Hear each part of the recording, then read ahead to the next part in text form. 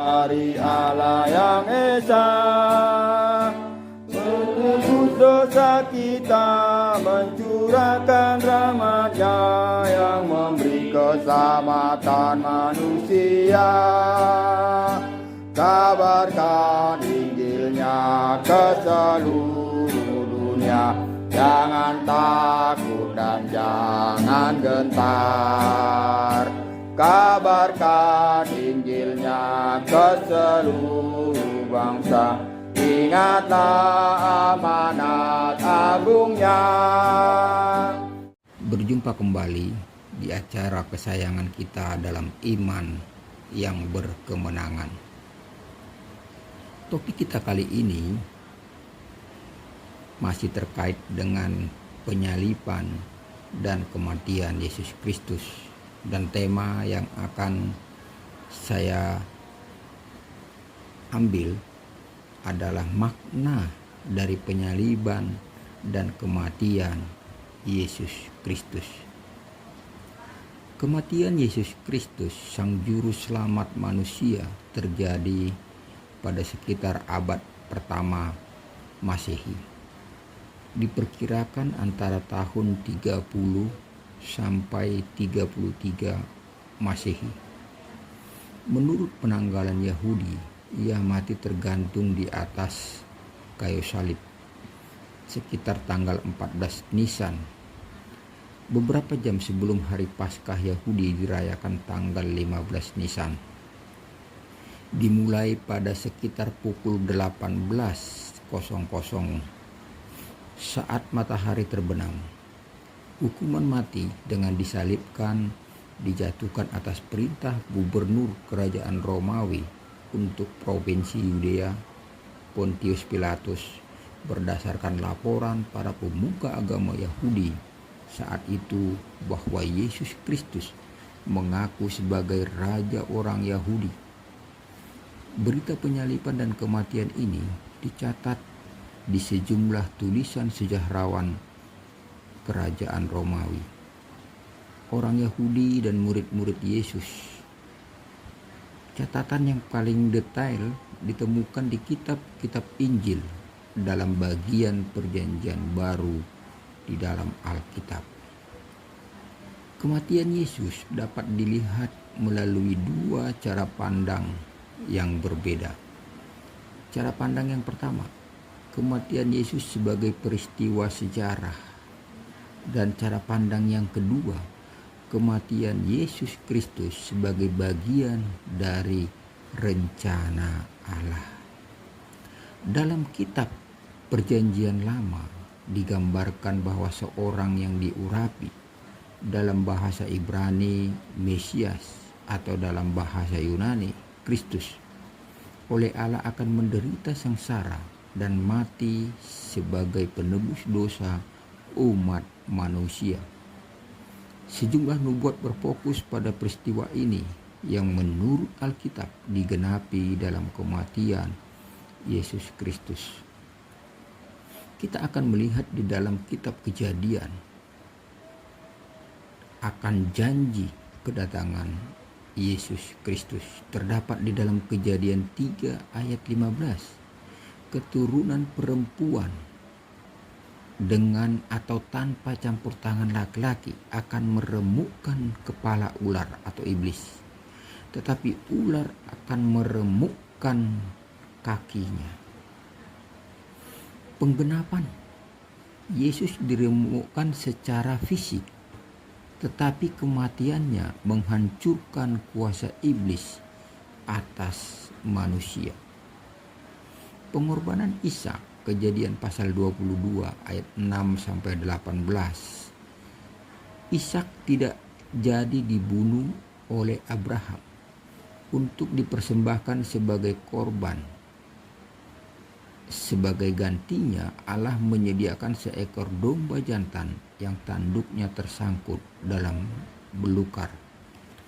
Penggenapannya, Yesus disediakan Allah sebagai korban penebus dosa untuk seluruh dunia.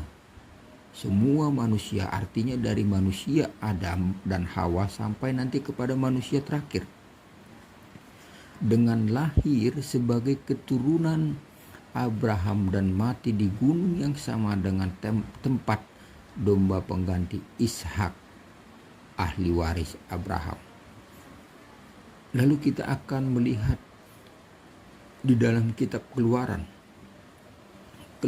pasal 12 ayat 1 sampai 28 mencatat bahwa Allah mengampuni anak-anak sulung orang Israel, sementara ia membunuh semua anak sulung orang Mesir.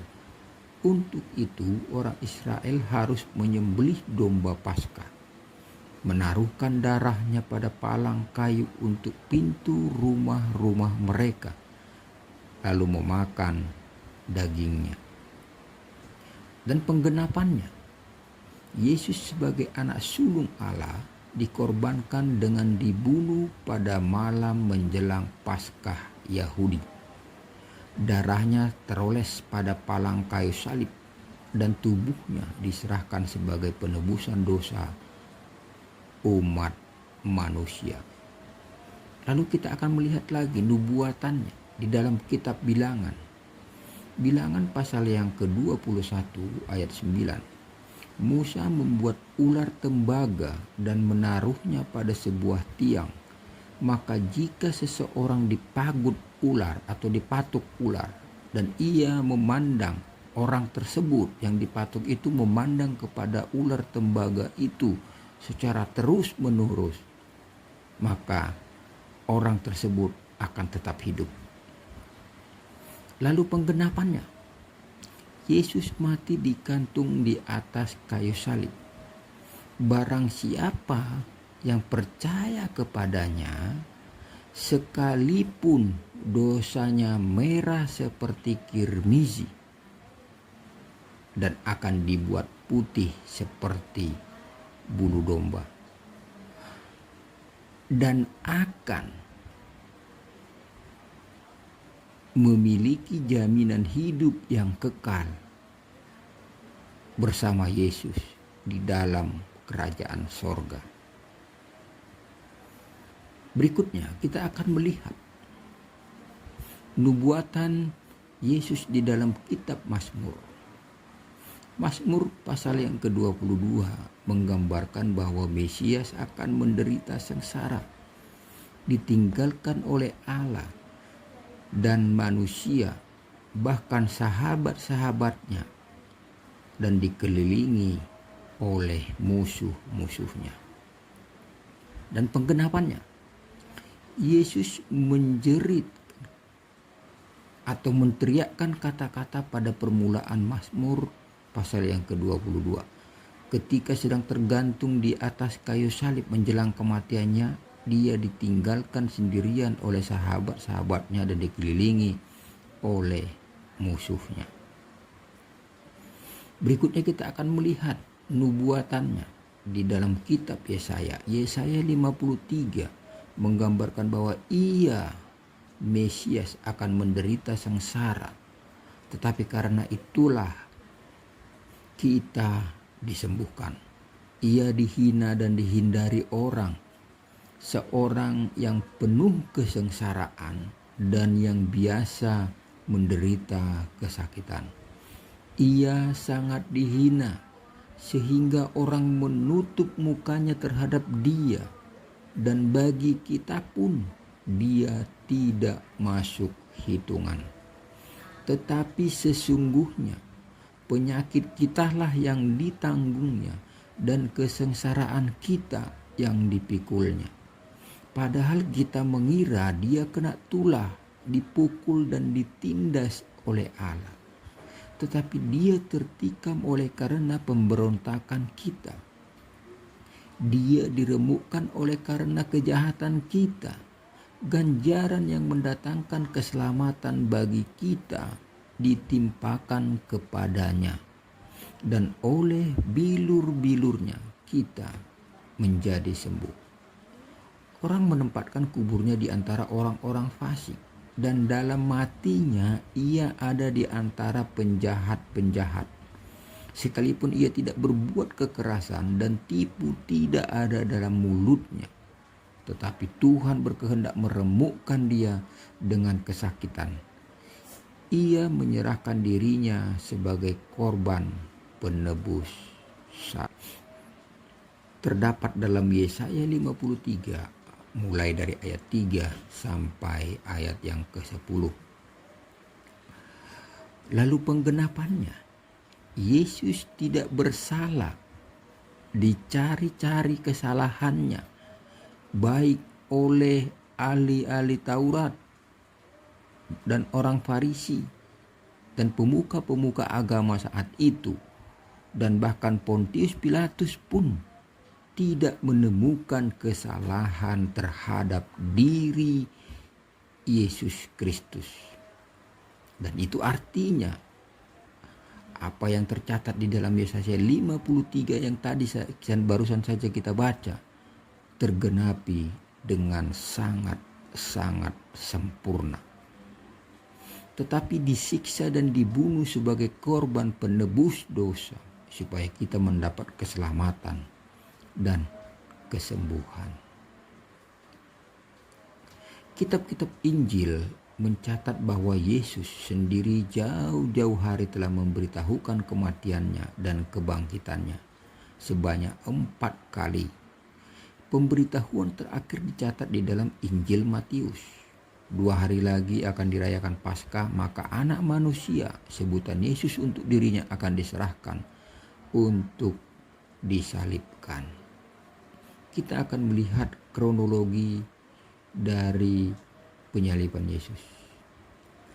Di dalam Alkitab, kisah penyaliban dan kematian Yesus dicatat dalam keempat Injil.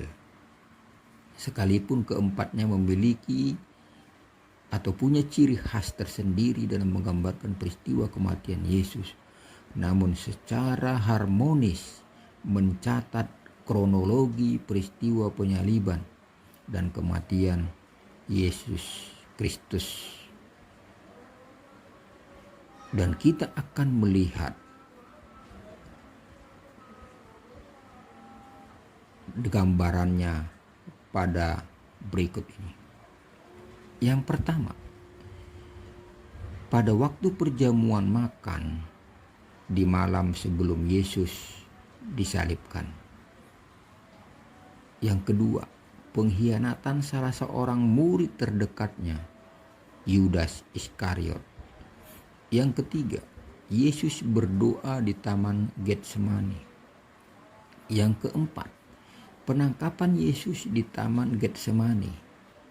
Yang kelima, kronologi kematian Yesus di atas kayu salib. Yang kelima, pengadilan Yesus di hadapan pemuka-pemuka agama Yahudi. Yang keenam, penyangkalan sebanyak 3 kali oleh murid terdekatnya, Petrus, dan bahwa ia mengenal Yesus. Yang ketujuh, pengadilan Yesus menurut hukum Romawi yang dilakukan oleh Pontius Pilatus. Yang kedelapan, Yesus dibawa ke Golgota untuk disalibkan.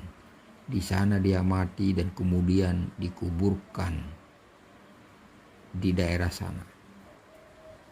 Kita akan melihat pengadilan terhadap Yesus yang mencoba mencari kesalahannya. Kitab-kitab Injil melaporkan ada 2 proses pengadilan yang berbeda terhadap Yesus. Pengadilan Yahudi dan pengadilan Romawi. Pengadilan Yahudi tercatat ada 3 kali pengadilan berdasarkan hukum Yahudi, yaitu di hadapan para pemimpin Yahudi. Yang pertama, di hadapan Hanas, mertua imam besar Kayafas. Yang kedua, di hadapan imam besar Kayafas. Dan yang ketiga, di hadapan mahkamah agama atau Sanhedrin. Menurut hukum Yahudi, Yesus dituduh melakukan pelanggaran agama karena mengaku sebagai anak Allah, berarti menyamakan dirinya dengan Allah, dan ini merupakan penghujatan yang harus dihukum mati. Di bawah pemerintahan Romawi, pengadilan Yahudi tidak berhak menjatuhkan hukuman mati. Oleh sebab itu mereka melimpahkan kasus ini kepada pengadilan Romawi supaya hukuman mati dapat dijalankan di sana. Berikutnya kita akan melihat pengadilan Romawi. Yesus mengalami 3 proses pengadilan menurut hukum Romawi. Proses hukum yang pertama dilakukan di hadapan gubernur Roma, Pontius Pilatus, di mana Yesus dituduh melakukan pelanggaran politik. Pilatus tidak menemukan kesalahan Yesus. Yang kedua, setelah mendapati bahwa Yesus berasal dari Galilea, Pilatus mengirimkan Yesus kepada Raja Herodes Antipas yang memerintah daerah Galilea. Herodes tidak mendapati kesalahan pada Yesus, lalu mengirimkannya kembali kepada Pilatus lagi. Lalu pengadilan yang ketiga di Roma. Terakhir kali Pilatus mengadili Yesus di atas kursi pengadilan resmi, di dalam bahasa Yunani Litostrotos, di dalam bahasa Ibrani Gabata, dan menjatuhkan hukuman mati dengan cara disalibkan. Berikutnya kita akan melihat bagaimana Yesus disiksa. Selama di pengadilan, Yesus telah mengalami siksaan, dipukul oleh prajurit-prajurit dari pemuka agama, dari Raja Herodes dan tentara Romawi. Setelah dijatuhi hukuman mati, serdadu-serdadu wali negeri membawa Yesus ke dalam istana, yaitu gedung pengadilan, lalu memanggil seluruh pasukan berkumpul sekeliling Yesus. Mereka menanggalkan pakaiannya dan mengenakan jubah ungu kepadanya. Mereka menganyam sebuah mahkota duri dan menaruhnya di atas kepalanya, lalu memberikan dia sebatang buluh di tangan kanannya. Kemudian mereka berlutut di hadapannya dan mengolok-olokkan dia. Katanya, "Salam hai Raja orang Yahudi." Lalu sambil berucap seperti itu mereka meludahinya dan mengambil bulu itu dan memukulkannya kepada kepalanya dan berlutut menyembahnya. Sesudah mengolok-olokkan dia, mereka menanggalkan jubah itu daripadanya dan mengenakan pula pakaiannya kepadanya. Kemudian mereka membawa dia keluar, disuruh memikul kayu salibnya sambil berjalan menuju ke tempat penyaliban. Jalan kesengsaraan yang harus dihadapi atau dijalani oleh Yesus Kristus. Tempat penyaliban Yesus berada sedikit di luar tembok kota Yerusalem, di bukit yang disebut tempat tengkorak atau Golgota. Di jalan yang dilalui Yesus menuju ke tempat penyalibannya dikenal sebagai Via Dolorosa atau jalan kesengsaraan, atau yang sering disebut sebagai jalan salib. Para serdadu Romawi menggiring Yesus berjalan keluar dari benteng Antonia ke tempat penyalibannya. Dalam perjalanan mereka berjumpa dengan seorang dari Kirene yang baru datang dari luar kota bernama Simon. Penulis Injil Markus mengenali orang ini sebagai ayah Alexander dan Rufus. Orang itu mereka paksa untuk memikul salib Yesus pada bahunya. Sejumlah besar orang mengikuti dia dalam perjalanan ke Golgota. Di antaranya banyak perempuan yang menangisi dan meratapi dia. Yesus berpaling kepada mereka dan berkata, "Hai putri-putri Yerusalem, janganlah kamu menangisi aku, melainkan tangisilah dirimu sendiri dan anak-anakmu. Sebab lihat, akan tiba masanya orang berkata, berbahagialah perempuan mandul dan rahimnya yang tidak pernah melahirkan dan yang susunya tidak pernah menyusui. maka orang akan mulai berkata kepada gunung-gunung, runtuhlah menimpa kami, dan kepada bukit-bukit timbunilah kami.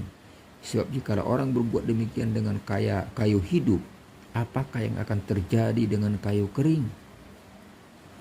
Kalimat ini tercatat hanya di dalam Injil Lukas. Berikutnya kita akan melihat bagaimana Yesus disalibkan. Yesus digantungkan pada kayu salib dengan dipaku kedua tangan dan kakinya. Ia mulai digantung di salib sejak sekitar pukul 9 pagi. Pada pukul 12 siang sampai 3 sore kegelapan melanda daerah itu. Di antara jam 3 sampai 6 sore, lalu Yesus menghembuskan napas terakhirnya. Dan bersama-sama dengan dia disalibkan 2 orang penjahat. Matius dan Markus secara spesifik menyebut mereka penyamun. Seorang di sebelah kanan dan sebelah lagi di sebelah kirinya. Yesus berada di tengah-tengah di antara para penyamun. Penyamun-penyamun yang disalibkan bersama-sama dengan dia mencelanya seperti orang-orang banyak yang menyaksikan penyaliban itu.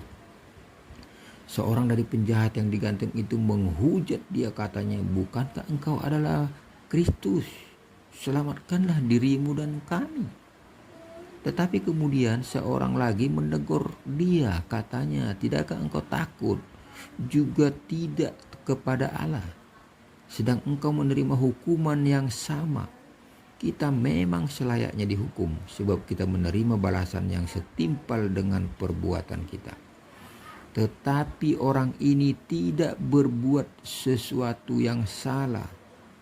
Lalu ia berkata sambil melihat Yesus, "Ingatlah akan aku apabila engkau datang sebagai Raja."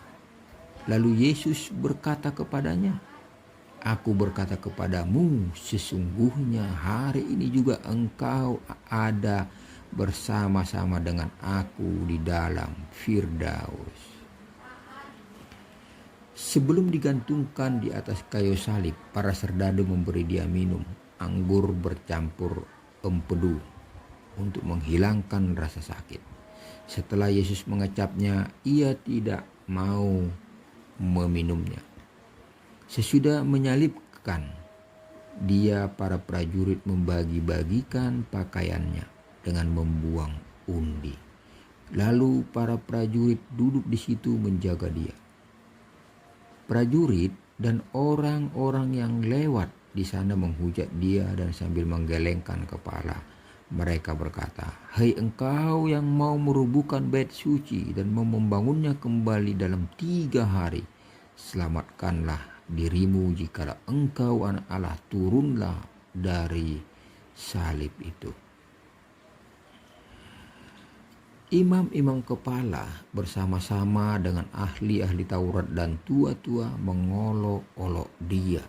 Dan mereka berkata, "Orang lain ia selamatkan, tetapi dirinya sendiri tidak dapat ia selamatkan. Ia adalah Raja orang Israel. Baiklah ia turun dari salib itu dan kami akan percaya kepadanya." Ia menaruh harapannya kepada Allah. Baiklah Allah menyelamatkan dia. Jikalau Allah berkenan kepadanya, karena ia telah berkata, "Aku adalah anak Allah." Orang banyak berdiri di situ dan melihat semuanya. Saat Yesus berteriak, "Eli, Eli, lama sabachthani," sebagian orang yang berdiri di situ berkata, ia memanggil Elia. Seorang dari antara mereka mengambil bunga karang, mencelupkannya ke dalam anggur asam, lalu mencucukkannya pada sebatang bulu dan memberi Yesus minum. Orang-orang lain berkata, "Jangan, baiklah kita lihat apakah Elia datang untuk menyelamatkannya."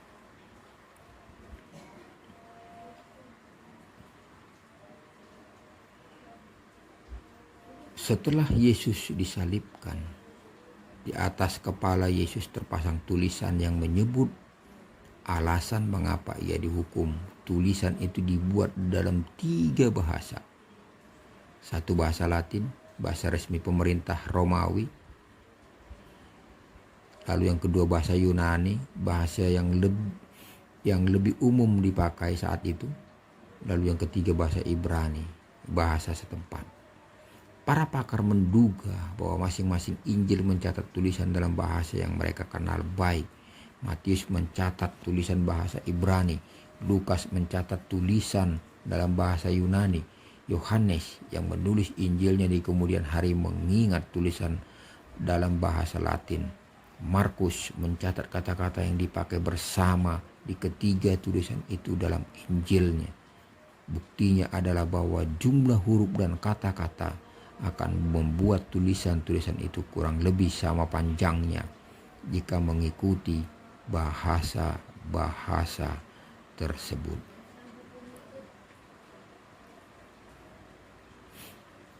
Kiranya apa yang barusan saja saudara dengarkan sungguh dapat menggugah hati saudara sekalian. Dan jika sampai saat ini saudara belum pernah melakukan sebuah transaksi rohani dengan Yesus Kristus,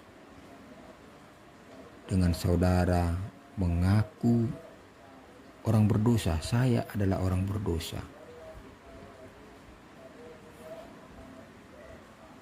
dan saya percaya bahwa Yesus telah mati bagi saya. Dosa saya yang dulu, yang sekarang, dan nanti yang akan saya perbuat, saya percaya Yesus telah menanggungnya di atas kayu salib. Dan menerima Yesus sebagai Tuhan dan Juru Selamat saudara pribadi. Dan jika saudara belum pernah melakukan pengakuan iman di hadapan Tuhan, maka lakukan saat ini juga. Sebab kita tidak tahu kapan maut menjemput kita. Sebab kita tidak tahu kapan Tuhan Yesus akan datang yang kedua kalinya. Oleh karena itu, percayalah bahwa hanya Yesus yang dapat menyelamatkan jiwa saudara dari penghukuman yang kekal di neraka.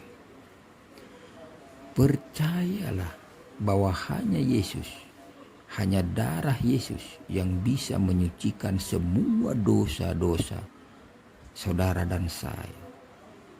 Dan percayalah bahwa hanya Yesus Kristus yang bisa membawa saudara kepada kehidupan yang kekal, hidup bahagia selamanya di dalam kerajaan surga. Kiranya perenungan kita hari ini menjadi berkat buat saudara sekalian, dan kiranya kasih karunia dari Tuhan Yesus Kristus menyertai saudara sekalian dimanapun berada, dan salam Maranatha.